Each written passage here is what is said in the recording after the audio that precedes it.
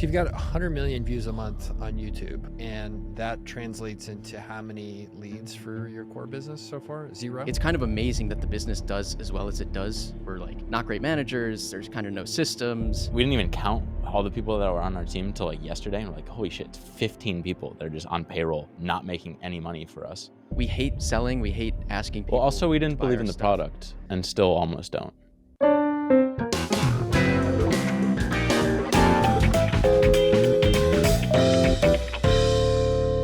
So today I spent nearly an hour with Dylan and Henry, and they are two of my buds from the internet. We haven't met in person, but they are just great guys. And so if you don't know them, they run a company called Clipt. So Clipt has evolved over time, but basically it is a pool or a marketplace of really high performing editors that are located overseas that help people make beautiful YouTube, Instagram video clips, right? You take your content, they edit it, and it comes back and gets published into this beautiful stuff. So the funny thing about it is they are consumers of their own dog food. They have used their editing team to generate over 100 million views a month of shorts that they have created on the YouTube platform. And to put that in perspective, I'm getting like 30,000 views a month, like just nothing in comparison to how talented these guys are. You know, I think what had me ecstatic about this conversation was as we talked about where the business is, which it's sometimes profitable, it's sometimes not. And the reason it's not is because they pour it all back into what they love to do, which is to make amazing content. And they also haven't figured out how to take that 100 million views a month that they're getting on YouTube and translate that into more customers for their business, because they should be growing like crazy. So we dug into how the business works and what the solution is to try to solve for the big problem they have, which is how do we find somebody who actually wants to do business building when they just want to do creatives, which I think is great. And I talk about why I think that's great. And I know some of you are listening to this and like, what is going on here? Like, who doesn't want to work on their business? Well, not everybody does, including me. So here's the episode. Let's jump in right as we started to talk about what the core problem was.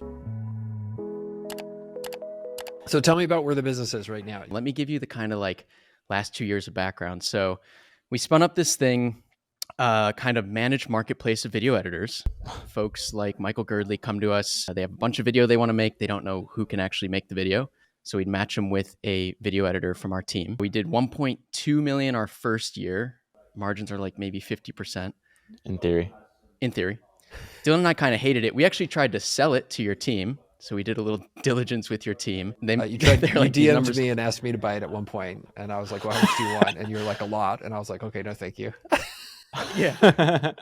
So we stuck with it another year, but Dylan and I kind of got out of the business. We were like, we're doing everything, but like, we're also kind of the bottleneck because we're like not great managers. There's kind of no systems. So we eked out 1.5 million last year. And then, yeah, we kind of have this huge team of editors and animators that work on our own content, which should in theory be lead generation, but we've like never run a proper sales pipeline. We like don't capture leads properly. It's kind of amazing that the business does as well as it does, in spite of Dylan and I not really systematizing anything. The plan is to bring my brother, who's a little bit older than me, a little bit more experience in, to come operate or CEO the thing in the next few weeks. He's wrapping up a job at Goldman Sachs. So maybe we could jump off from there, either talking like, how do you go from 1 to 10? Because I think we're at, call it 1. Dylan and I got us from 0 to 1. Any initial thoughts? What are you worried about the most? What's your biggest concern? We've always been caught between this awesome content, like YouTube career. So we kind of scaled that team, which then destroyed all the profits of the company. So we're kind of like jumping back and forth between like, I don't know, maybe there's a fire one day and we'll go and like work in the business, or we want to like pioneer this new business model, which we've been testing even with your team, sort of headhunter model, trying to like lock in the model, lock in like incentives for the people that are running it. So Henry's brother plus 1 or 2 sort of Filipino operators that we think are awesome. Ideally, we can just focus on YouTube and creating the funnel to push to Clipt. So you've got 100 million views a month on YouTube and on short form. On short form YouTube, and that translates into how many leads for your core business so far? 0? We've mostly been pushing them to our email, which is Smart Nonsense, and that has like 40 or so thousand subscribers on it. But we hadn't been pushing them to the business because we didn't like the business. We've never really marketed the business. It's mostly been like Twitter, random Twitter people that hear of us. Yeah, like me. We're not random, cool people. on Twitter, I should say. So you guys look forward to 5 years from now. You potentially have Henry's brother coming in. What do you want the business to be? 10 million? What do you want your life to be around that business? Have you guys talked through that? Yeah. So kind of what we're leaning toward is just like when people think of video, they think of Clipped. Okay. So the idea is like our YouTube channels are sort of like the fashion show runway for our Clipped product. It's like the craziest, awesome edits you can ever imagine. And then they have like a little watermark. It's like edited by Clipped. And that pumps a bunch of leads, whoever sees our videos, to Clipped. And then they can whatever subscribe or buy editors. And ideally that's doing, like 10 million a year ballpark. And then ideally half of that is profit. And we're kind of like, Yeah. at least in our start, we've been kind of like lifestyle business people. So we're like kind of prioritize few headaches, distributing profits out, that kind of deal. But maybe that's part of our problem is we don't really do any like long-term kind of vision setting.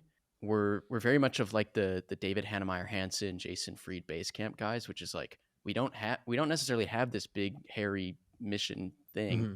We just kind of take each day by day and try and do a little bit better. Maybe that's Well, misguided. basically what we've been doing though is like anytime we think we have profits, even if we don't, we just hire another animator for our personal team. Like that's why we have 15 people on our content team, which is Right. absurd. It's like literally like we didn't even count all the people that were on our team until like yesterday, and we're like, holy shit, it's 15 people. They're just on payroll, not making any money for us. And that's why, we end up costing like 50 grand to the business a month. But I do like the idea of we have like the core business kind of is finding the best talent for editors. So if we can just take like the creme de la creme and use them on our own content and just keep growing that into some like Disney-esque entity, I think that's really cool because no one else can do that. Okay.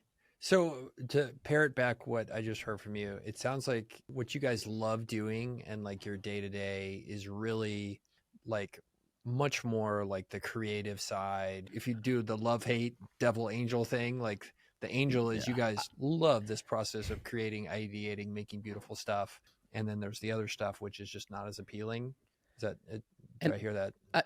I think that's correct. And I think what's hard for us is we feel like we're uniquely good at the content thing, the marketing thing. So it's like every minute we spend on like processes and systems and the business, we're just like, it's like, I think we could be great at that, but we would have to go and like figure out management and like scaling a company and hiring like all these just a lot less fun for us. 100%. Yeah. So 100%. we want to be as out of that as possible. And we're just like demand.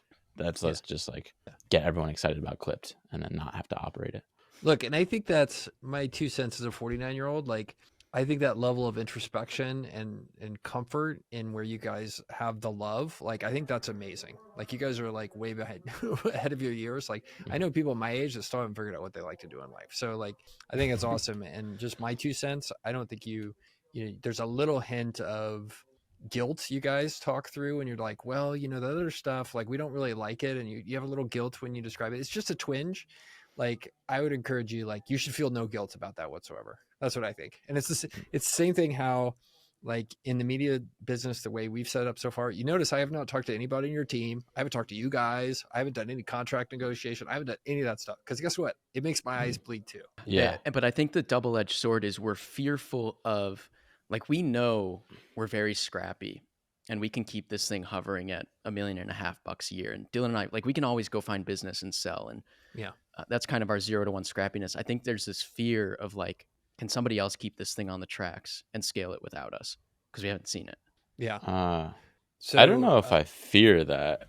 It's more right now. It's just been a waiting game for Henry's brother for like 6-7 months, and we're just like waiting for his bonus. It's like there's no way. Basically, what we're going to do in the next month is like figure out how much we can systematize everything with our existing team. So just like are really good. They're 2 awesome Filipino teammates who I think could operate this really well, or who we think can, and just put them in place and see like kind of like take our hands off and just see what happens. Like worst case scenario, in a month, Henry's brother Jack just comes in and kind of like fixes things. Best case, it turns out like with a little bit of freedom and responsibility, they just crush it. That's like helping out a little bit. But anytime we like start to dip our toes in too much, they default to we're responsible for everything. Right. So now, like, our shit's on the line, basically. Sorry to swear. Our skin. I don't That's know what the fine. phrase is now. We could curse all we want. Yeah. Sorry, my kids So don't yeah, think that. our necks are on the line, I guess is the actual phrase. But so we've been scared to step out because if something breaks, then we come back in, but we come back in too heavily, and Right. then Yeah. we're back in it. And there's this continual tug of war where business building and all that kind of stuff and process building is a necessary evil, and you guys love what you love. So far the solution to get this business, what I've heard from you, want to scale it to, from 1.5 to 10, and do all the kind of accoutrement around that to make it happen, and business building stuff. So far the solution is Jack's going to get his bonus from Goldman. He's going to quit and he's going to come join the thing. So like, walk me through how's that happening, and like, where are we at in that process? Yes. So, okay. So a little background there that I think is interesting. He was working for a fintech company that got acquired by Goldman. So he kind of just happened to be there on accident. Totally hated it. So he was looking for like. He's also got 3 kids. So he's like, I want to find something where I can be my own boss and I can have like a path to make as much money as I want, basically, uncapped upside. So which was kind of nice timing for us. So because like Clipt is like razor thin break even, operating at a loss on paper because we have this huge content team. So with him, it was kind of like, all right, we can't necessarily comfortably bring him on and pay him. So it was like he'll wait out his bonus end of year, wrap things up there, and then what we need to do is kind of come back around to figuring out like what's the comp like, what's the upside, how do we structure that, which we'll probably end up doing in the next week or 2. Yeah. And he's of the mindset now, like, I think we can get really creative with it. He's like, I might have to pay myself out of my own pocket for a month or 2, or we figure out some profit sharing where every X dollar I make over a certain point goes into, whatever. Like we have a lot of liberty to kind of divvy it up any way we want. Yeah. What for Jack, what has he said a perfect outcome looks like for him? He wants to be his own boss. He wants to have an unlimited upside. Does he want to own part of a business? Like, what have you asked him? Like, what is he solving for? Yeah, I think it's like he wants to make like 300 grand a year on a good Okay. year with upside to make, I don't know, 500, 800, a million. Does he want to own something? Unclear. It's interesting. Like he's a little bit, he's kind of cut from a different cloth, right? Like it's a little bit more risk averse, obviously. So does he want to like start something from the ground up and take on a lot of risk? No. Does he want to come into something that's already at 1 and like take it to wherever? Yeah. But he's also probably not opposed to buying in for equity if that were ever Wouldn't be a thing. opposed. Yeah. We floated that in the fall when we were talking about it. Yeah. What was his response? He was like, that sounds good. Potentially. Yeah. Yeah. So Depending on the numbers and. How do we know Jack is the absolute best person for this besides his obvious qualification as a brother? We don't. Yeah, we don't. I think for us, we were like, okay, we kind of need this person. He's probably more so that person than we are. Yeah. We liked the idea of like doing business with family. You know him, you trust him, right? Like I know all his quirk. Like there's no hiding that. And then I guess we just didn't want to spend time trying to find someone else because it's hard. Yeah. When it's also it's a very businessy, buildy thing that's kind of annoying. It makes our eyes bleed. Which is like, right. Or like, do we want to go find more people and interview more people and trial more people? And I think what we realize is like it's not super complicated. It's like we just match people that want an editor with editors and then arbitrage differently. Like we make money in the middle. So it didn't seem terribly complicated. Granted, like SEO, which it sounded like that's how they really took off. Like we don't know anything about that. I don't know if Jack necessarily does, but like I don't know. Basically, everyone said like, "Hey, you shouldn't work with family or friends," and then like we kind of proved that wrong. So far, it's been like the best thing ever. So like, okay, we just want to like, we were can we do that again? Yeah, we're 100%. not anymore. But he moved to Chicago. Yeah, he's dead to you. Yeah, pretty much. But Henry's just like awesome, and his brother's awesome, like the most trustworthy people on the planet. So like, it makes everything easy. Granted, like maybe there are other people that have grown agencies from like 1 to 10 million, and they would be more qualified on paper. But like, I don't know. I feel like Jack could do the same with so like 6 months of training.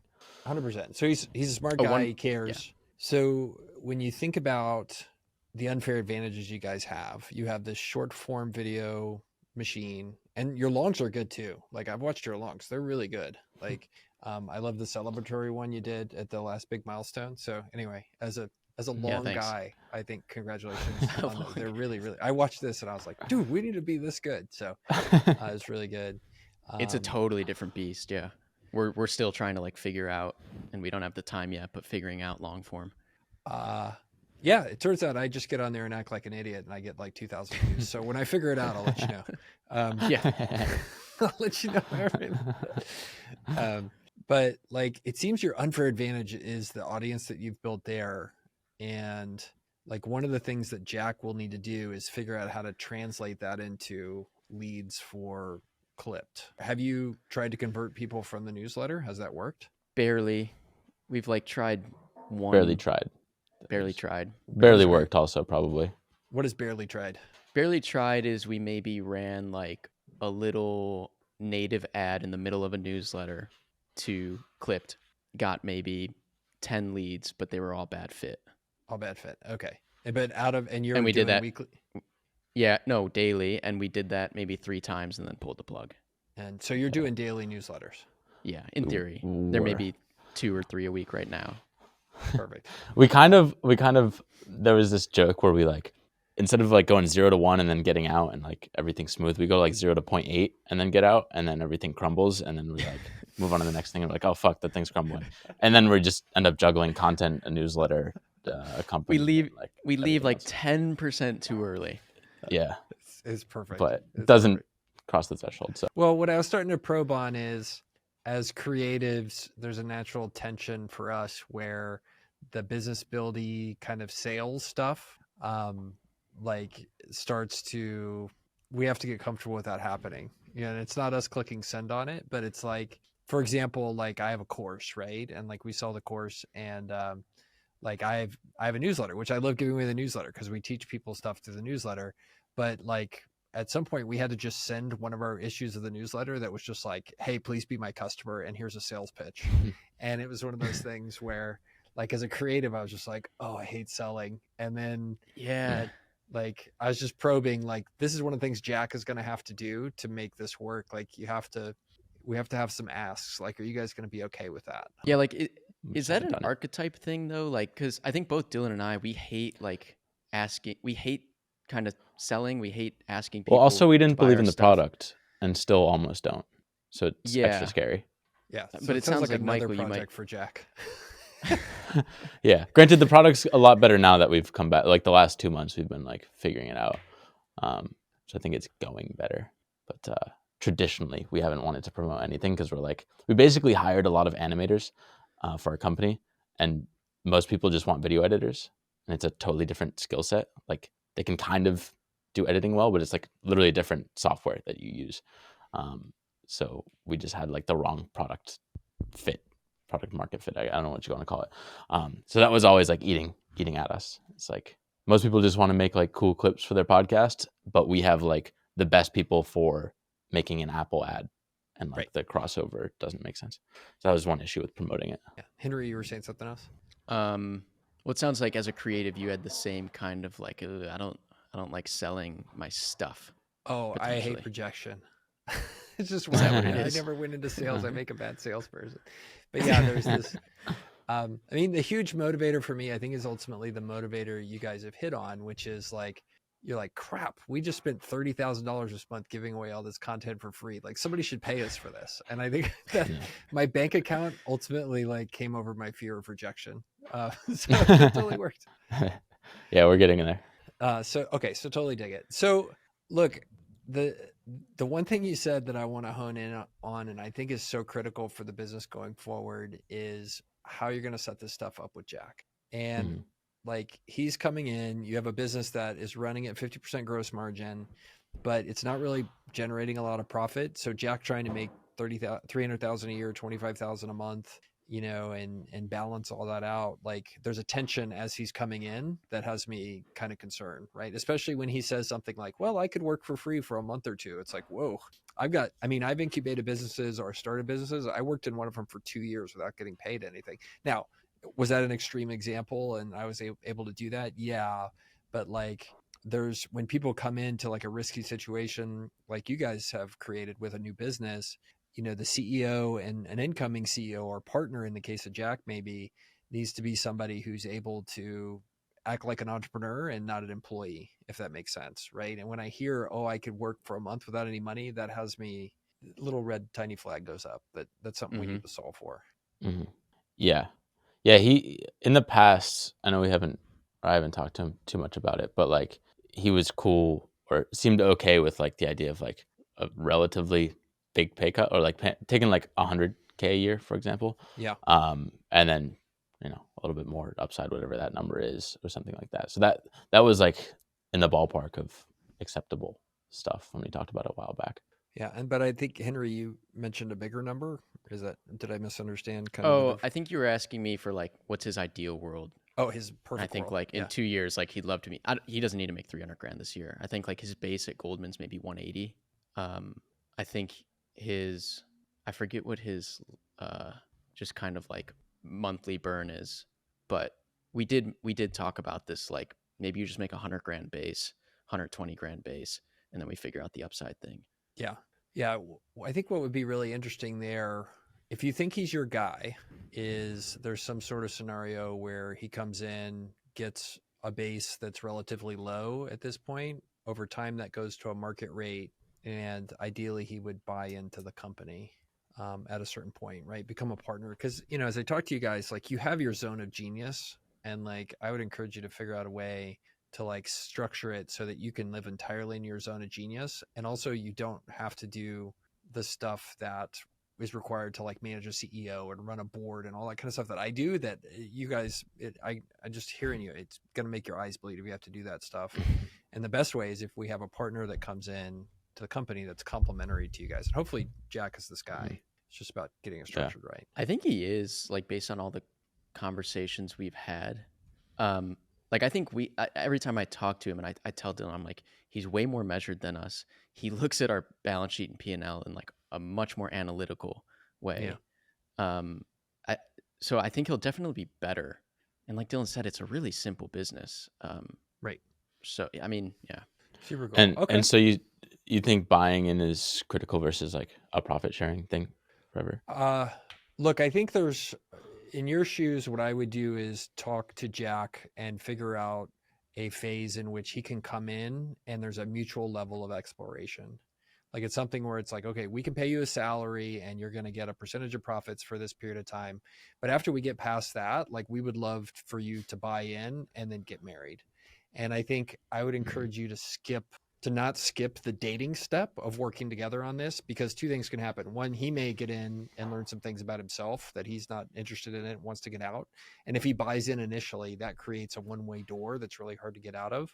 Or you may learn he's not the right fit for you guys, right? And all of that will happen in the first 90 to 180 days. Make sure it's good for him, make sure it's good for you. And then you start to turn into full partners. Do you see what I'm saying there? That's what I would do. I wouldn't jump straight into full on. We've only flirted.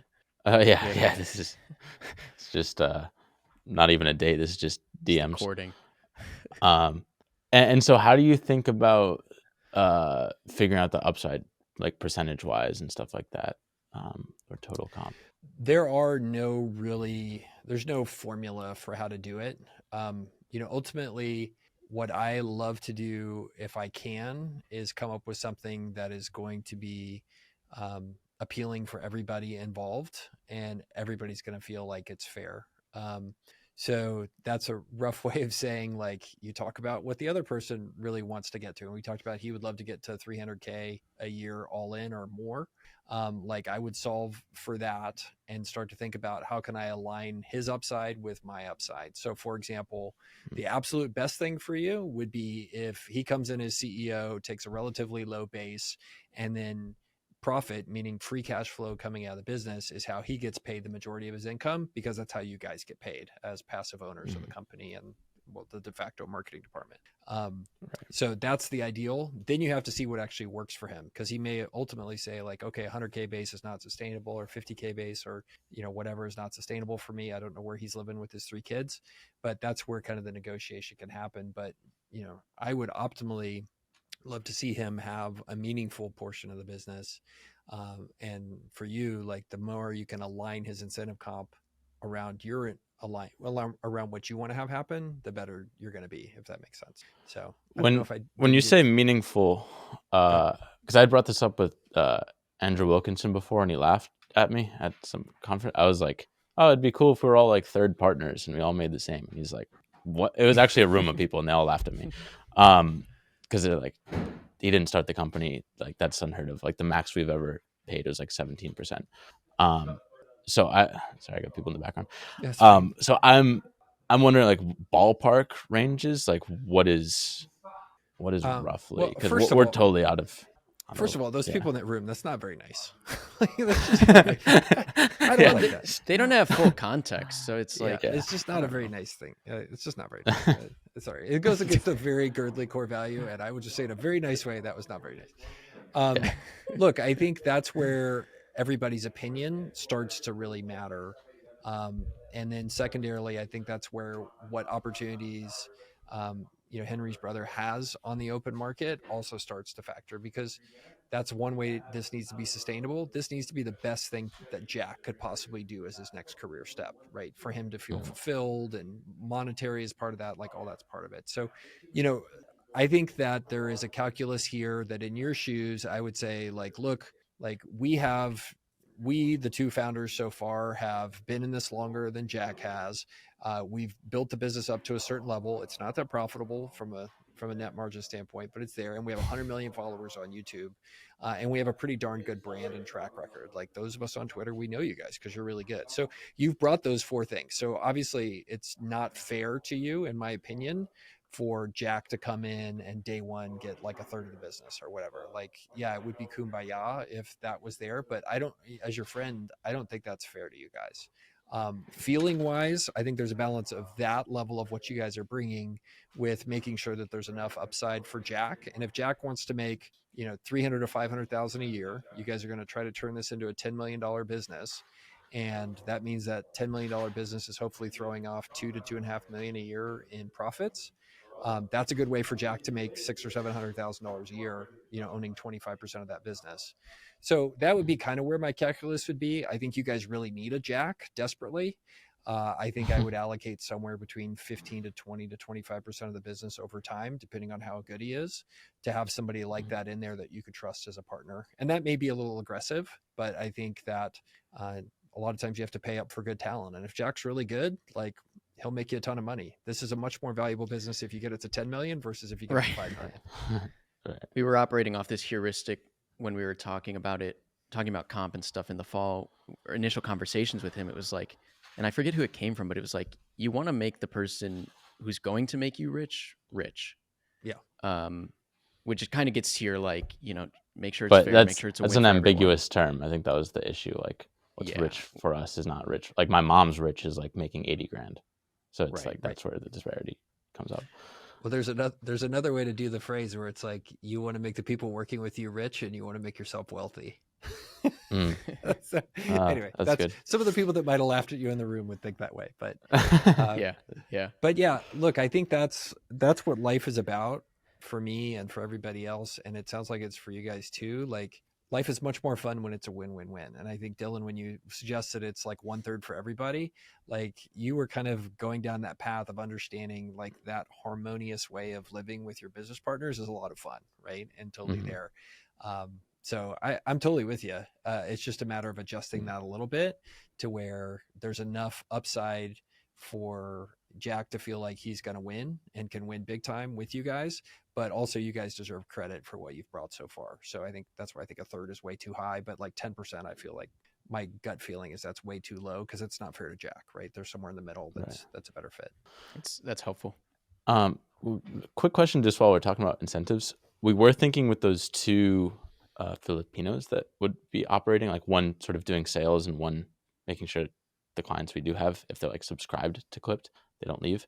We're thinking about doing like profit sharing with them. Would that be?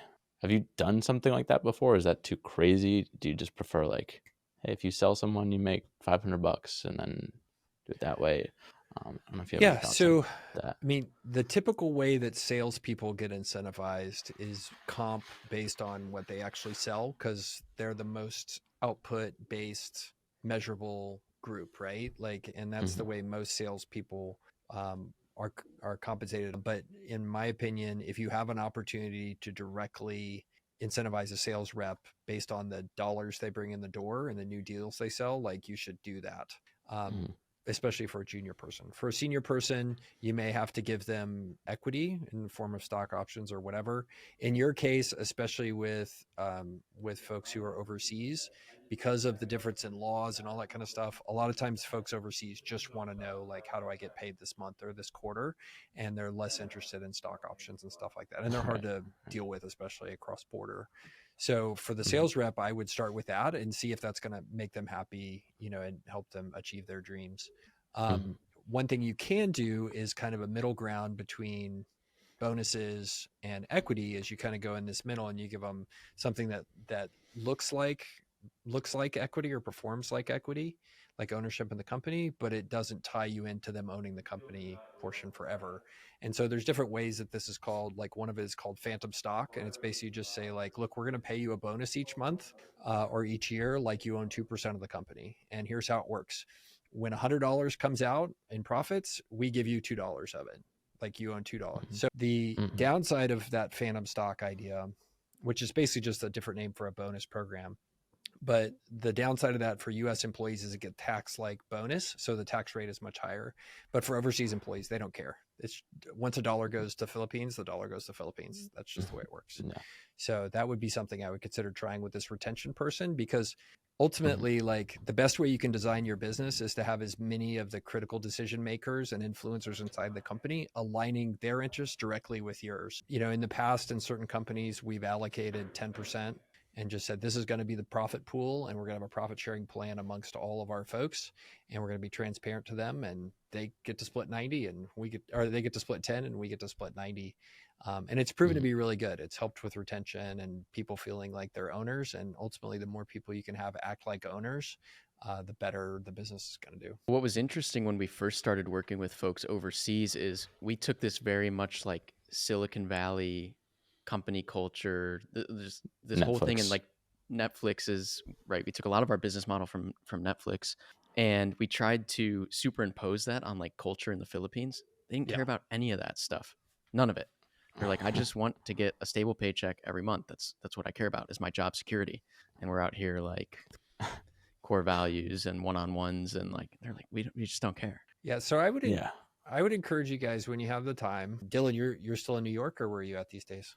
Yeah. I'm in New York. Yeah. So that means, going to spend an hour or two with Jack, try to hash out some of these issues and get to some specifics, and try to get in a room and find alignment. Everybody should talk about what their dreams are and onboarding it, and then try to write it all down kind of on a one piece of paper. I've done a thing on Twitter about MOUs. Just have a memorandum of understanding to everybody kind of understands what the plan is. Give them a chance to come in, understand the business, make sure this is what he truly loves, and then a path to make it his forever thing after that. But I think if you're not going to have Jack in there, you need to find somebody else. Otherwise, you're just not going to be true to yourselves. And the best way to get after that is to, well, go talk to Jack as quickly as possible. Is there Olive Garden anything that you think we would mess up in particular in this process? in the transition even. Um, Look, the biggest worry is that you go through a one way. For me, that you go through a one-way door with Jack. You're stuck with Mhm. him, and either he or you decide he's not the right guy, and suddenly you're stuck with him as a partner. You're stuck with him as somebody that just didn't work out, right? And you don't have that equity anymore, and there's not a clear path out. So that's number one. I think number two, like, we're creative types, right? So, like, we are going to avoid having kind of crucial conversations and tough conversations to talk about our what's and all that kind of stuff. Like, that's where you guys, I think, are really just, don't be scared to have crucial conversations through this process, both with each other, but also with Jack, and just get your feelings, desires, dreams, and all that stuff on the table. Because ultimately, business is about creating win-wins, but sometimes you got to get through a non-kumbaya thing to get to that win-win and make sure everybody's there. And what about like operations wise? Like I've heard people say, if you're going to hire a CEO, like Dylan and I, we need to get out and never come back, or like get completely out, at least for that dating phase. Is there like something operations wise we can do to set him up for success, or something we should avoid? Yeah, I think he needs a clear job description of what you're going to be expecting him to do. You should write that down, roles and responsibilities. I think based on that, you should be able to identify what things you need to do to train him to get there. And then you guys need to have what your job description is going to be. And then as you go through that process, everybody will understand how it's going to work, and also understand that he's their new boss. And you're not disappearing, but ultimately, like, he's in charge now. And I am a fan of doing that as soon as possible. And the way to make him, or do that immediately, like when he's there, it's be like, okay, this is our new CEO and we're going to support him, but Jack's in charge. Yeah. Yeah, that's good. Historically, I think we're really bad at, like, we don't have specific roles. Dylan and I are two folks that are kind of on the admin team inside the business. It's like a little bit in flux. Everyone wears a lot of hats right now, but I do think we need to get rigorous about clearly defined stuff. Look, right now, I think you guys have a great opportunity to make this a nicely profitable business where you take home money, and you can balance that out while doing exactly what you want to do, which is creating. And I think making this change to bring in a professional manager who's more business oriented, and it's not that you guys can't do it, it's just that he wants to do it. He should want to do it if he's the right person. I think it'll make you guys a ton of money, and you'll be super happy. Awesome. Sweet. Me Thanks for too. the blessing. Fingers crossed too. Fingers crossed. Yeah, cool. All right. Well, good luck with that. But so happy to follow up with me if you want. Email me. I'm happy to look at your job description. If you guys, I'll keep everything in confidence when we look at Jack's any MOU or give you feedback on it. Totally happy to do that. Free of charge for being awesome guys and friends of ours. That'd be great. Thanks. Let me know how I can be helpful. Sweet. Yeah. Super And appreciate that. someday, I know Ty mentioned this to me earlier, we got to figure out if we ever have some partnership too. Yeah, we'll talk. Sometime. Partnership sounds good. Yeah. One day we'll figure out this first step, but super cool. Yeah, you'll be well, talking thanks for to having Jack us on. about that, hopefully. Yeah. No, I won't. I'll send it to Ty. Ty and You Jack. won't, Ty sorry. and Jack. Yeah. We'll have our Right. We people just hang talk to out. your We shoot people. videos. We We'll just- have you on we our just make videos. shorts. Right. All right, I love you guys. Well, sweet. Thanks.